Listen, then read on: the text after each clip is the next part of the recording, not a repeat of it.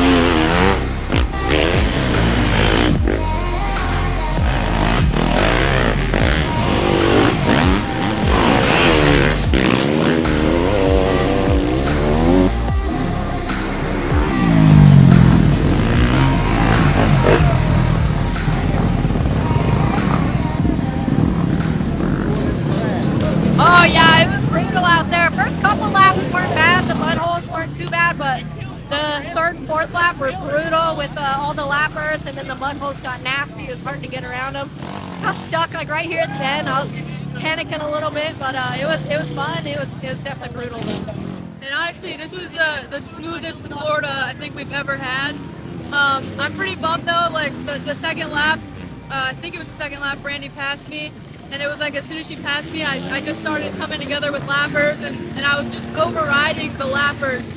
And it sucks because this track would have been super fun, and I think this is the first and only time that I'll say I wish we were in the 3-hour race, because I think it would have ended a lot differently. And I think we would have been battling like head and head the whole time if it wasn't for the lappers. But it is what it is. We'll go on to Georgia with a good attitude, and I'm ready to chase it. Probably the best Florida I've ever had, simply in the sense of I liked the mud, and when the water table rose, everything got squishy.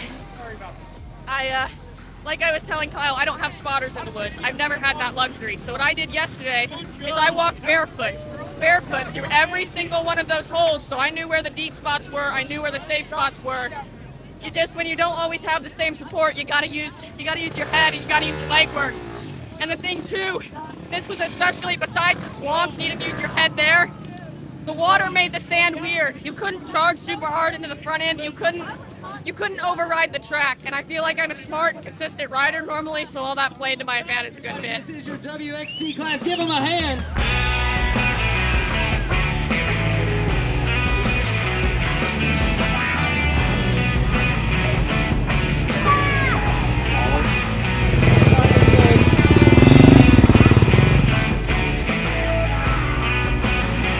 So I'm gonna ask it one more time. Are you ready to go? GNCC Racing! 10 seconds for row number 1, the XC1 Pro. Bang, and they're off! Oh, break the long, bar to bar! Can he sneak out in front? No, Jordan Ashburn gonna take the whole shot, and Johnny Gerard goes down.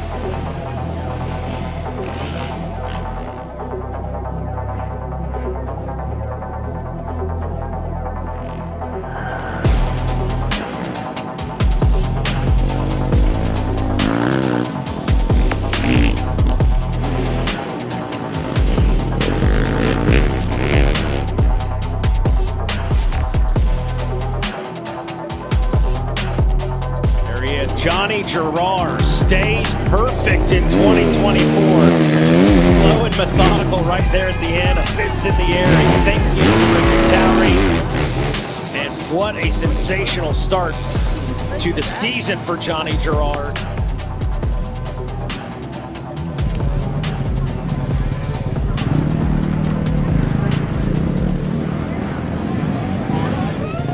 That is a pretty elated, rightfully so. Whoa, second place in the overall. Displaces Stu Baylor, taking the second place overall, meaning he earns 25 points for that overall, but also, man, just getting to stand on the podium with those two guys, what a day for that young man.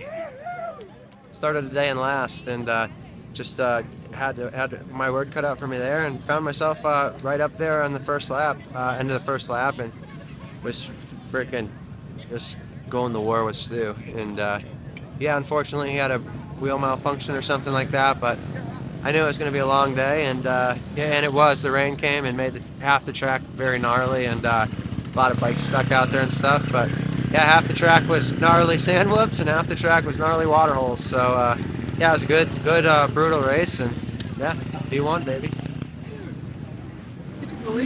No, not really. I don't even know what's going on right now. Yeah, I know. I mean, XC2 win is one thing, but then to get second overall at the same time, Hey, gotta go back. I can't even, I don't know, it's a dream.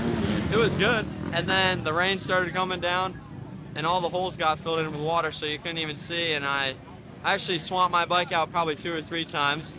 And then Josh was right there with me, and I did not want to lose I didn't want to lose, so I put everything on the track and I ended up getting the win.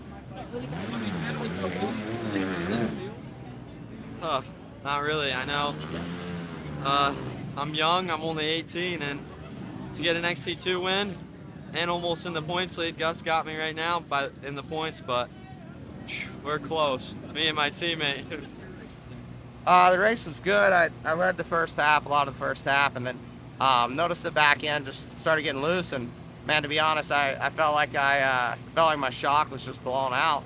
Couldn't figure out what it was. I was all over the place in the loops, and just got to the point I couldn't hold Johnny off anymore. My back end was just pushing, and looked down and realized that just a piece of my bead had popped out. Maybe broke a bead somehow, caught a root or something, and had to stop in for the wheel swap, and lost a fair bit of time there to add to the time I had already lost, you know, with some other issues, you know, leading up to that. And after that, it was just salvage points and try to finish the day and get as many points as we can. So we did. You know, we finished the day. We got some points. Not very happy with the way things were run today, but man, yeah, it's tough to run it from the track and ride. So part of it, we just got to make sure that moving forward, we got some people in there with better games. Make a little noise. This is your overall podium here from the Moose Racing Wild Boar GNCC. We're popping bottles, ladies and gentlemen. It's raining champagne here at the Wild Boar GNCC. Look at that. I love to see it. Everybody's the bangers. Hold those things up, guys, and you make a little bit of noise. This is your XC2 podium here from the Moose Racing Wild Boar GNCC.